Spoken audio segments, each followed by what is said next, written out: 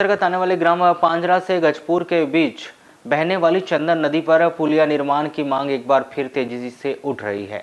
पांजरा गांव के ग्रामीणों ने चंदन नदी में पुलिया का निर्माण न होने से दो गांवों के ग्रामीण, स्कूली विद्यार्थी, किसानों को होने वाली परेशानी से अवगत कराया। दरअसल चंदन नदी में पुलिया नहीं होने के कारण अभी बारिश के दिनों में पांजरा और गजपुर के ग्रामीणों को एक स्थान से दूसरे स्थान तक आने जाने के लिए जरा मोगांव के रास्ते 12 किलोमीटर के अतिरिक्त लंबी दूरी तय करनी पड़ रही है। पांजरा के बच्चे शिक्षा अर्जित करने के लिए हाई स्कूल नहीं जा पा रहे हैं। किसानों को कृषि कार्य के लिए लंबा सफर तय करना पड़ रहा है। पांजरा और गजपुर के बीच अगर चंदन नदी पार करके आवागमन किया जाता है तो केवल चंद कदम की दूरी तय करने के बाद यह गांव आपस में जुड़ जाते हैं। मगर बारिश के दिनों में जब नदियां उफान पर होती है तो ग्रामीणों को 12 किलोमीटर का लंबा सफर तय करना पड़ता है। आपको पता है कि पांजरा और गजपुर के किसानों की दोनों गांव की कृषि भूमि है। पांजरा के स्कूली विद्यार्थी शैक्षणिक कार्य के लिए गजपुर के गांव आना जाना करते हैं, तो वहीं से ही वर्ष भर आसानी से आवागमन भी हो जाता है।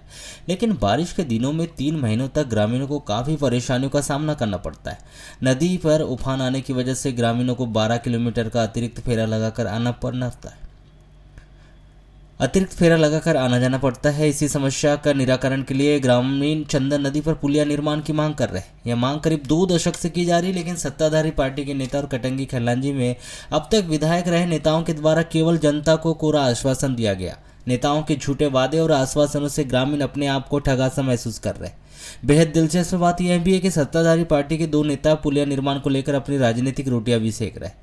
ग्रामीणों के अनुसार बीते दिनों मध्य प्रदेश अन्य पिछड़ा वर्ग कल्याण आयोग के अध्यक्ष बालाघाट विधायक गौरीशंकर बिसेन पांजरा में कार्यक्रम में हिस्सा लेने के लिए आए थे। इस दौरान उन्होंने बड़ी बड़ी घोषणा करते हुए जल्द ही पुलिया निर्माण का भरोसा भी दिया था। उसके बाद से लोक निर्माण सेतु संभाग के अधिकारियों ने मौके पर पहुंचकर जमीन की टेस्टिंग की।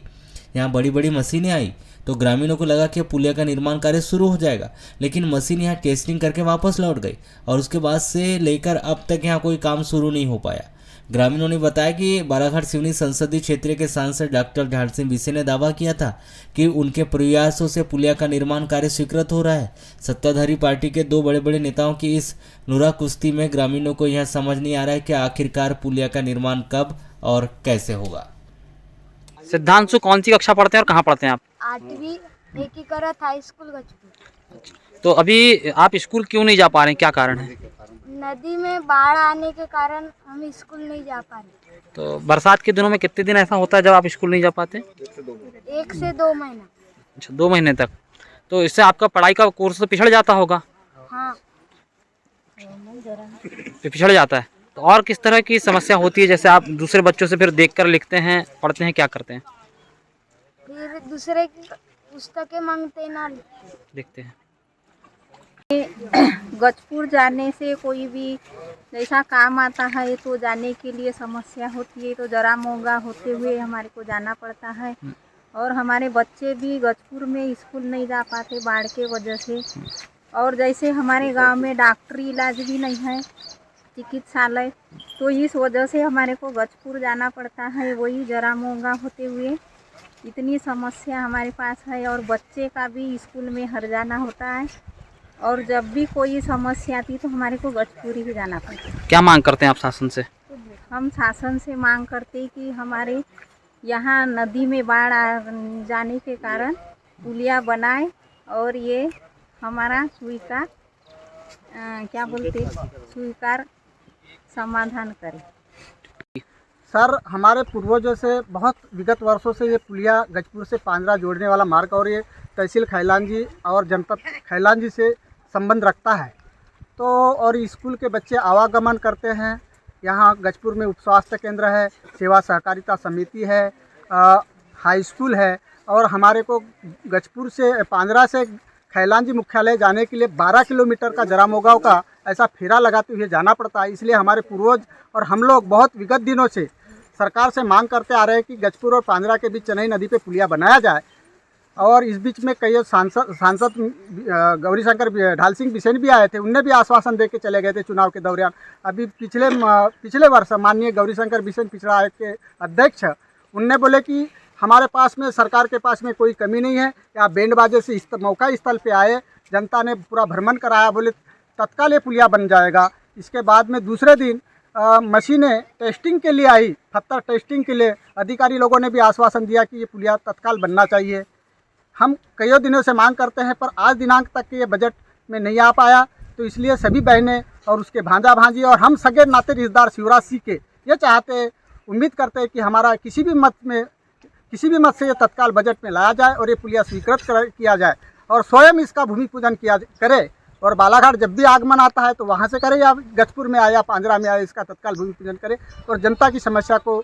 अभी जो है लगभग बाढ़ का एक स्वरूप ले लिया है। चंदन नदी में बाढ़ आने की वजह से पांजरा और गजपुर के ग्रामीणों को काफ़ी परेशानियों का सामना करना पड़ता है। दरअसल जो पांजरा के गांव के ग्रामीण हैं वो अपने तमाम कामकाज स्कूली विद्यार्थी शिक्षा के लिए और यहाँ के जो किसान हैं खेती के लिए एक गांव से दूसरे गांव आना जाना करते हैं। बरसात के दिनों में जब चंदन नदी पर बाढ़ की स्थिति निर्मित हो जाती है तो ऐसे में यहाँ के ग्रामीणों का एक गांव से दूसरे गांव का जो संपर्क है वो टूट जाता है। ग्रामीणों ने हमें बताया कि काफ़ी लंबे समय से चंदन नदी पर पुलिया के निर्माण की मांग की जा रही है, लेकिन दावपेच में जो राजनीतिक दावपेच हैं उसमें उलझने के कारण इस पर अब तक पुलिया का निर्माण नहीं हो पाया है। आयोग अध्यक्ष बालाघाट विधायक गौरीशंकर बिसेन ने दावा किया था एक कार्यक्रम के दौरान कि वह अपनी निधि से यहां पर पुलिया का निर्माण करवा कर देंगे, जबकि बालाघाट सिवनी संसदीय क्षेत्र के सांसद डॉक्टर ढाल सिंह बिसेन ने अपने मद से राशि स्वीकृत करने की बात कही थी, लेकिन इन दो तमाम बड़े नेताओं के द्वारा दावे करने के बावजूद आज तक यहां पर पुलिया का निर्माण नहीं हो पाया है, जिसके कारण ग्रामीणों को परेशानियों का सामना करना पड़ रहा है। जिले में कजलिया पर्व को लेकर महिलाओं में काफी उत्साह भी देखने को मिलता है। इसके चलते 22 अगस्त बुधवार से जिले के ग्रामीण अंचलों में महिलाएं कजलिया पर्व की तैयारी में जुट गए। आपको बता दें कि हिंदू मान्यताओं के अनुसार कजलिया पर्व को काफ़ी महत्वपूर्ण माना जाता है। महिलाओं के द्वारा विधि विधान के साथ व धार्मिक मान्यताओं पर कजलिया पर्व की तैयारी की जाती है। इसके लिए ग्रामीण अंचलों की महिलाओं के द्वारा इसकी तैयारियां अभी से ही शुरू कर दी गई है। इसलिए बोई जाती है क्योंकि भाई बहन का प्यार है और हम खेती के लिए बिजली बोई जाती है। हम नवमी को बोते हैं और है तो नवमी को विसर्जन होती है। जारी किए गए बीएससी फाइनल ईयर एग्जाम का परीक्षा परिणाम शासकीय कमला नेहरू कन्या महाविद्यालय की 600 छात्राओं में से करीब 250 छात्राओं को फेल कर दिया गया। जहां जारी किए गए इस रिजल्ट में सुधार किए जाने की मांग छात्राओं के द्वारा लगातार की जा रही है। एनएसआई के बैनर तले की जा रही इस मांग और लगातार किए जा रहे आवेदन निवेदन के बावजूद भी अब तक रिजल्ट में सुधार न होने पर नाराज कन्या महाविद्यालय की छात्राओं ने बुधवार को एक बार फिर कॉलेज में प्रदर्शन कर छिंदवाड़ा विश्वविद्यालय के खिलाफ जमकर नारेबाजी की, जिन्होंने एनएसआई के बैनर तले कॉलेज से एक रैली निकालकर अंबेडकर चौक में प्रदर्शन किया, जहां उन्होंने छिंदवाड़ा विश्वविद्यालय के द्वारा जारी किए गए परीक्षा परिणामों की होली जलाकर छिंदवाड़ा विश्वविद्यालय प्रबंधन पर विद्यार्थियों के भविष्य के साथ खिलवाड़ किए जाने का आरोप लगाया। तो वहीं उन्होंने यूनिवर्सिटी को बदले जाने की भी मांग की। जहां कुछ देर चले प्रदर्शन के बाद छात्राओं की रैली नारेबाजी करते हुए सीधे कलेक्टर कार्यालय पहुंची, जहां उन्होंने परीक्षा परिणाम में सुधार कर पुनः परीक्षा परिणाम जारी किए जाने की मांग को लेकर ज्ञापन सौंपा।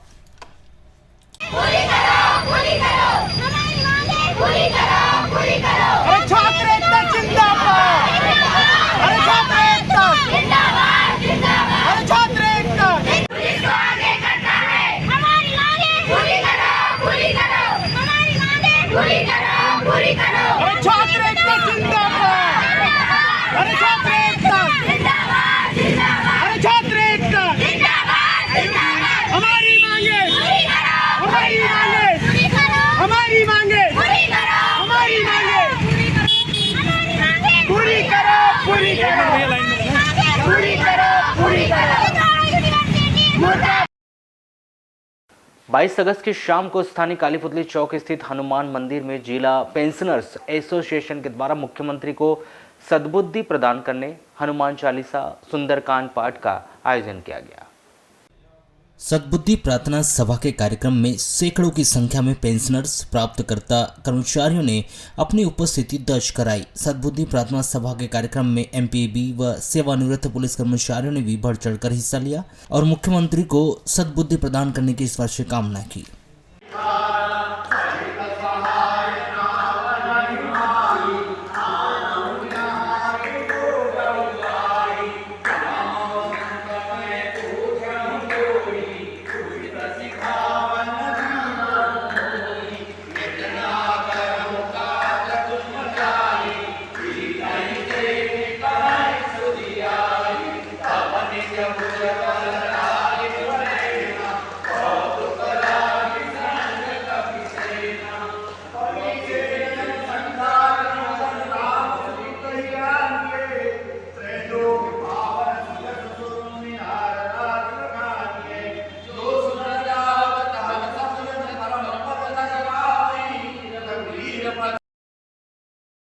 लालबरा नगर मुख्यालय के हाई स्कूल खेल मैदान स्थित सभा मंच में 23 अगस्त को साक्षर भारत प्रेरक संघ की बैठक संपन्न हुई। आयोजित बैठक में प्रेरकों ने सेवा बहाली व नियमितीकरण की मांग को लेकर सरकार से कैसे इसे पूरा करवाए। 24 अगस्त को प्रदेश के मुख्यमंत्री शिवराज सिंह चौहान का छिंदवाड़ा आगमन पर उक्त कार्यक्रम में पहुंचकर ज्ञापन सौंपने सहित अन्य बिंदुओं पर चर्चा कर आगामी कार्यक्रमों की रूपरेखा भी तैयार की। हम लोग अपनी मांग को लेकर के एकत्रित हुए हैं। हम लोग 2018 से निष्कासित संविदा प्रेरक शिक्षक संघ में हैं और अपने नियमितीकरण के लिए संविदा लोगों की नियमित होने के लिए माननीय मुख्यमंत्री महोदय जी के पास अपने विचारों को रखने हेतु छिंदवाड़ा के लिए प्रस्थान करेंगे कल सुबह 8 बजे। क्या क्या मांगे आपके मुख्यतः? हमारी मुख्य मांग है कि हमें नियमित किया जाए और हमारी सेवा बहाली की जाए। कितने लोग होंगे लगभग लालबरा ब्लॉक के अंतर्गत? हमारे लालबरा ब्लॉक में 150 लोग। अच्छा, मांगे पूरी नहीं होती तो क्या किया जाएगा फिर? मांगे पूरी नहीं होती है तो हम आंदोलन करेंगे। सर हमें क्या बोलते हैं, हमारी सबसे पहले तो हम ये चाहते हैं सर से कि हमारी सेवा बहाली हो जाए और फिर हमारी ये मांगे हैं कि हमें क्या बोलते हैं नियमित किया जाए और हमारे जो ज़्यादा हम लोग की उम्र जो है पर्याप्त नहीं है ना, बोला चाहिए तो हम लोग उम्र पे बड़े हो गए हैं है ना, तो हमको उस हिसाब से अपना कार्य मिला जाए और उसका क्योंकि हमारे भाई बहनें सब लोग पहले से कार्य में थे है ना और कार्य कर चुके हैं। 2003 से हमारी नियुक्ति हुई थी, हम 2018 में निष्कासित कर दिए गए है ना, हमें निकाल दिया गया और हम सरकार से यही चाहते हैं कि वो हमें बहाल करे, हमारे लिए आगे कार्य करे है ना। तो हम क्या है, हम भी उनका सहयोग करेंगे, हमारे प्रेरक भाई बहन हम लोग। सरकार पर अनदेखी का आरोप लगाते हुए अखिल भारतीय आशा कर्मचारी महासंघ ने 22 अगस्त को भारतीय मजदूर संघ कार्यालय में आशा कार्यकर्ताओं की एक बैठक आयोजित की गई।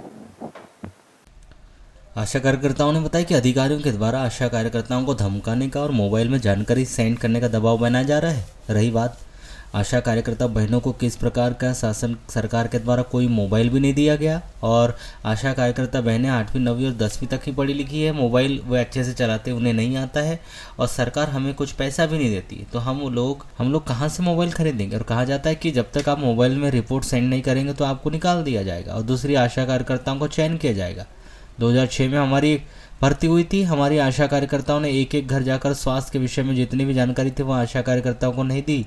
आज जो टीकाकरण और डिलीवरी हो रहे हैं, स्वास्थ्य संबंधी जितने भी काम हो रहे हैं, जनता को जितना लाभ मिल रहा है वह सब आशा कार्यकर्ताओं के कारण ही मिल रहा है। क्या है, बहुत दिनों से मेरी आशा कार्यकर्ता का फ़ोन आते जा रहा था 10 ब्लॉक की आशा बहनों का, तो इनको धमकाया जाता है, चमकाया जाता है। जो हमारे स्वास्थ्य विभाग के जो भी अपने मतलब विभागी लोग हैं, ये आपको मोबाइल में जो जानकारी है ये सेंड करना है। पर रही बात, हमारी आशाओं को किसी भी प्रकार का मोबाइल नहीं दिया गया है और हमारी कुछ आशा कार्यकर्ता 8वीं 9वीं 10वीं पढ़ी लिखी है, उतने अच्छे से मोबाइल बनता भी नहीं। और कहाँ से, जब सरकार कुछ पैसा नहीं दे रहा, कहाँ से मोबाइल खरीदेंगे। कहा जाता है कि अगर आप मोबाइल में सेंड रिपोर्ट नहीं करेंगे तो आपको निकाल दिया जाएगा। एक बात ये है। दूसरी बात, हमारी कुछ आशा कार्यकर्ता 40, 45, 50, 60 साल की हो गई हैं, तो कहा जाता है कि नहीं, अब इनको निकाल दिया जाए और दूसरी आशा कार्यकर्ता का चयन किया जाएगा। आप मेरे को बताइए भाई साहब कि इसके पहले जब आशा कार्यकर्ता 2006 में आपने बनाया, हमारी आशा कार्यकर्ता ने एक एक घर जाके हर एक स्वास्थ्य के विषय में जितनी भी जानकारी थी हमारी आशा कार्यकर्ता ने दी। और आज जो टीकाकरण और जो डिलीवरी हो रही है, स्वास्थ्यगत जितना भी काम हो रहा है और जनता को जो लाभ मिल रहा है, ये हमारी आशा कार्यकर्ता की देन है और हमारी आशा कार्यकर्ता लगन के साथ में करती है। कोरोना में हमारी आशा कार्यकर्ता ने हर घर घर जा के मतलब सर्वे किया, उनको जानकारी दी किस प्रकार से रहना है और कोरोना से बचना है। उसका भी हमको बताया गया कि आशा कार्यकर्ता को 10,000 रुपये मतलब दिया जाएगा और सत्र के हिसाब से भी पैसा दिया जाएगा। परंतु सत्र कहीं कहीं पे 10, 15, 20, 25 सत्र भी हुए, कहीं 8 हुए, कहीं 10 हुए, अभी तक 50 भी सत्र हुए। अभी तक हमारी आशा कार्यकर्ता के खाते में कोरोना का कोई पैसा नहीं गया है। तीसरी बात यह है, सरकार से ऐसा नियम आया था कि जितने भी काम हमारे आशा कार्यकर्ता करती हैं उसका हर पैसा बढ़ के आया है। पर मुझे सुनने मिल रहा है कि आशा कार्यकर्ता के खाते में कोई बढ़ा हुआ पैसा नहीं जा रहा है। जैसे 600 रुपये डिलीवरी का मिलता था, 1200 रुपये मिलेगा बोलते थे, वो भी नहीं जा रहा है। जैसे इनका टीकाकरण का पैसा दिया जाएगा, बढ़ के बोल रहे थे 5। मध्य प्रदेश कांग्रेस कमेटी झुग्गी झोपड़ी प्रकोष्ठ के द्वारा बुधवार को प्रधानमंत्री आवास योजना में हितग्राहियों को किस्त नहीं मिलने और शासकीय जमीन पर निवासरत झुग्गी वासियों को पट्टे की मांग को लेकर कांग्रेस झुग्गी झोपड़ी प्रकोष्ठ के नेतृत्व में हितग्राहियों और झुग्गी वासियों ने शहर में प्रदर्शन किया और रैली निकालकर नगर पालिका प्रशासन और जिला प्रशासन को ज्ञापन सौंपा। ज्ञापन सौंपते हुए बताया गया कि बालाघाट नगर पालिका में प्रधानमंत्री आवास योजना के तहत गरीब हितग्राही को 1-1 लाख रुपए एक वर्ष पहले डाले गए थे। गरीब ने मकान खोलने के बाद किराए के मकान में रहकर वह झोपड़ी बनाकर वे जीवन यापन कर रहे हैं। दूसरी किस्त 1 लाख रुपए का भी इंतजार कर रहे हैं। उसी तरह 2 लाख रुपए देने के बाद भी 1 साल से 50,000 रुपये की किसी की किस्त नहीं डल पाई है। कुछ हितग्राहियों ने 4 वर्ष के उनके फॉर्म जमा है, लेकिन उनके खाते में एक भी किस्त नहीं आई। यह गरीबों के साथ छलावा है, सरकार यहाँ गलत कर रही। कुछ गरीबों ने ब्याज से पैसे लेकर मकान पूरा किया, तब तो कुछ गरीब ये भी बोलने लगे कि प्रधानमंत्री आवास का पैसा लेकर गलती भी कर ली।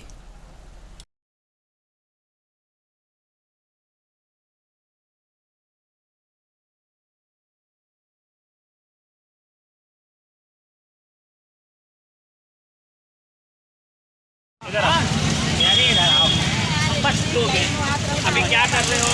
बस थोड़ा सा देरी ज्ञापन लेना है। कहाँ जा रहे हो?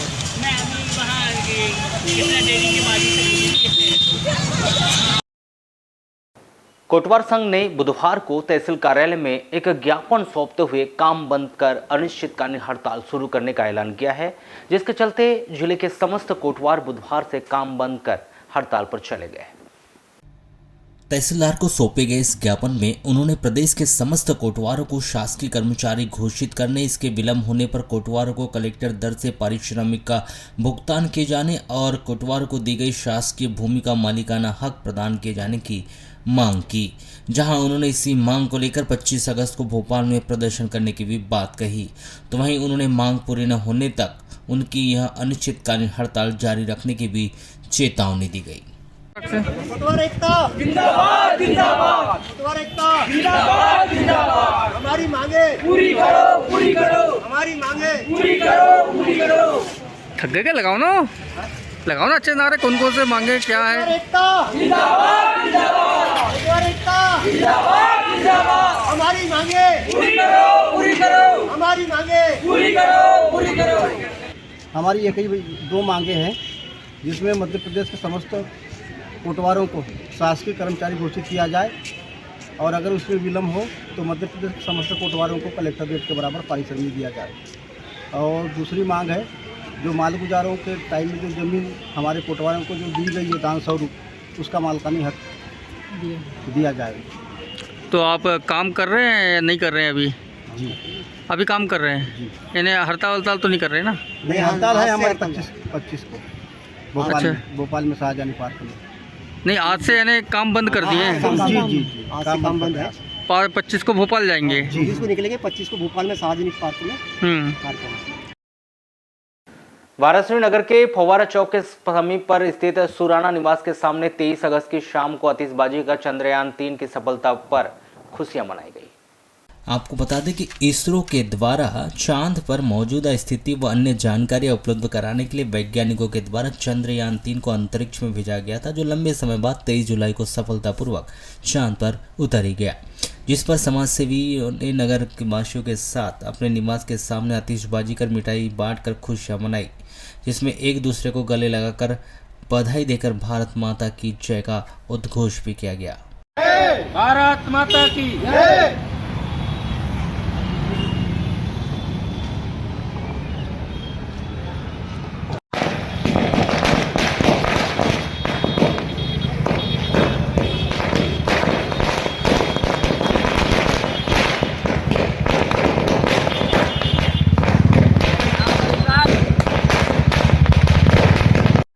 भारत माता की भारत माता की भारत माता। वाराणसी के कृषि उपज मंडी में धान चोरी का सिलसिला थमने का नाम नहीं ले रहा है। लगातार किसान अपनी उपज को इस तरह चोरी न किए जाने की और सुरक्षा की दृष्टि से मंडी प्रशासन से सुरक्षा गार्ड की तैनाती किए जाने की मांग कर रहा है, मगर उसकी यह मांग पूरी होते भी दिखाई नहीं दे रही। आपको बताया कि जरा मोगा के दो कृषकों को 13 व 20 किलो धान चोरी हो गई थी। यह दोनों ही कृषक अपनी उपज लेकर 23 अगस्त को कृषि मंडी पहुंचे थे, जहां उन्होंने ढेर डाला और चाय नाश्ते के लिए मंडी परिसर स्थित दुकानों पर चले गए। जब उनके धान की बोली व्यापारियों ने लगाई तो उसमें करीब 13 व 20 किलो धान कम थी, जिसकी शिकायत उन्होंने मंडी सचिव को मौखिक रूप से करते हुए सुरक्षा के व्यापक इंतजाम किए जाने की मांग की। वो मंडी चोरते हैं, ये धान चोरते हैं साहब, ये रेजापुर। तो करीब कितने किलो धान चोरी चली गई? वो करीब यानी 25-30 यानी 3000 रेट की 13 किलो धान मान के चले। 13 किलो धान चोरी चली गई। तो बाबूजी इसकी शिकायत कर दिए। बाबूजी क्या चाहते हैं आप इस मंडी में? बिल्कुल ऐसा नहीं होना चाहिए, साफ सुथरा पैसा दे रहे हैं उनको, भराई का तौलाई का, चोरी नहीं होना। तो आपने इनसे बोले नहीं कि गार्ड होना चाहिए यहाँ जो घूमते रहें? बोले ना साहब, घूमते भी है लेकिन वो इधर जाते हैं उधर जाते हैं, ऐसा करना। इतने में हाथ साफ कर देते हैं क्या? हाथ साफ कर ले। यहाँ मंडी में धान चोरी होती है और 13 किलो से 20 किलो के बीच में धान चोरी हो गई है। महोदय क्या नाम लिखते हैं आप? पप्पू डहरवाल, जरा मोगा। पप्पू ये बताए कैसे हुई है धान चोरी? क्या आप मौजूद नहीं थे उस समय? मौजूद थे, बजर तक कैसे नज़र चुरा के चोर लेते पता ही नहीं चलता। अब आपने शिकायत कर दी हो मंडी सचिव को? हाँ। अच्छा, अब आप क्या चाहते हो?